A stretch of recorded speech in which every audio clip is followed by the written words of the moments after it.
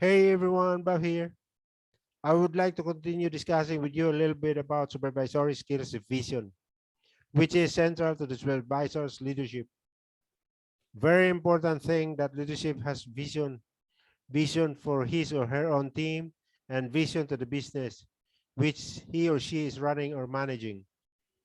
The supervisor should be able to clearly communicate with his or her superior for concurrence, her peers for understanding, and perhaps assistance. And most importantly, to employees, as this vision can motivate employees to act with passion and purpose. It's like they are feeling that there's something bigger things in the future, that's something worthwhile to look forward to.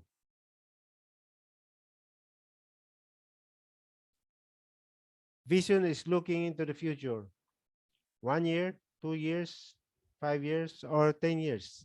It's like doing strategic plan or long-term planning.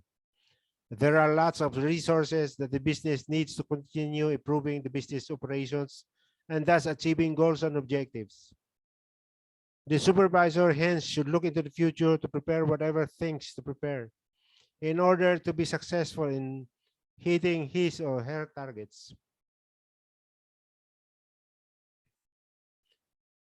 So the supervisor will be goal setting, as goal setting is an envisage to the future.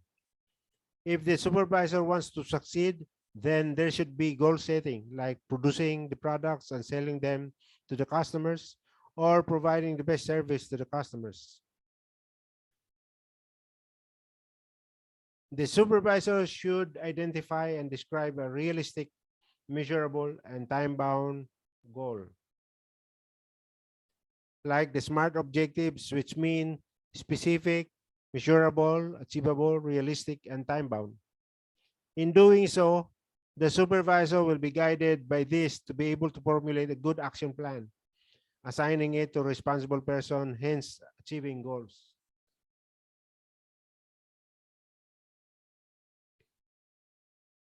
The leadership must determine your purpose and position, like how do you want the business position in the market?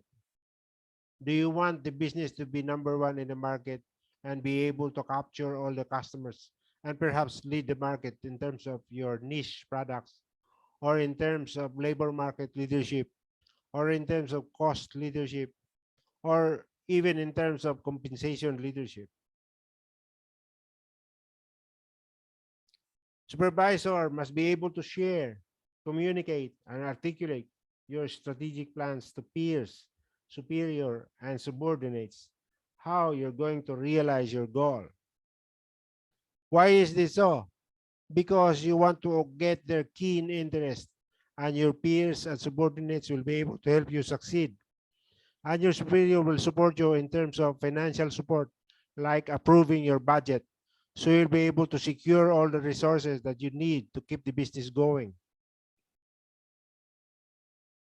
So the essence of supervision and leadership is you have to have a vision. It means looking into the future far ahead.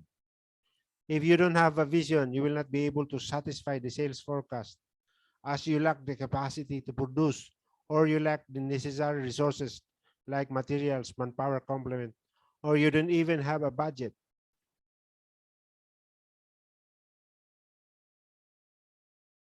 Vision is a picture of a future state that guides current behavior.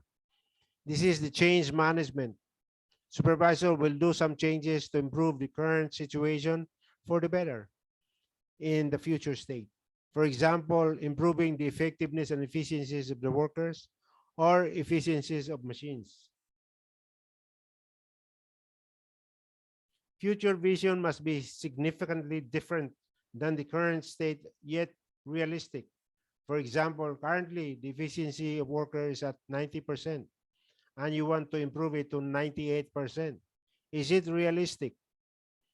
If it is, then the supervisor will need to do some action like providing training and development to workers. The gap between the current state and future state produces creative energy, as it will energize the workers, especially if they expect worthwhile of the vision. Then there will be motivation and willingness to do the job. If you suddenly left your job, would your organization know what to do? That is why the organization must implement career development plan or succession planning strategies. This will ensure that the one next in line is already equipped with the technical know-how to continue the vision. The training and development must be done continuously to address the vacuum of leadership. An effective vision is realistic but different from current reality. Easy to understand, commonly understood, inspiring, motivating, and meaningful.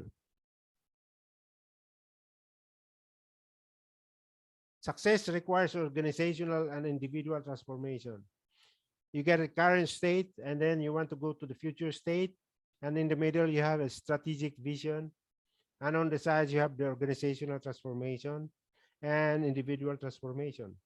In terms of organizational transformation, you have to have the structures aligned, processes re-engineered, and system optimized. In terms of individual transformation, you have to have new behavioral model established, positive attitude reinforced, motivational alignment, and critical training and education. What do you need to do to create a vision for your organization? Your vision should be aligned with company's mission, vision, and values. Example of mission is providing products and services to capture the market. An example of vision is to be number one of product sales and customer services in the region.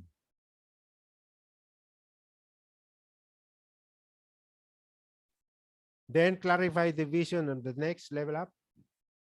Involve your team members,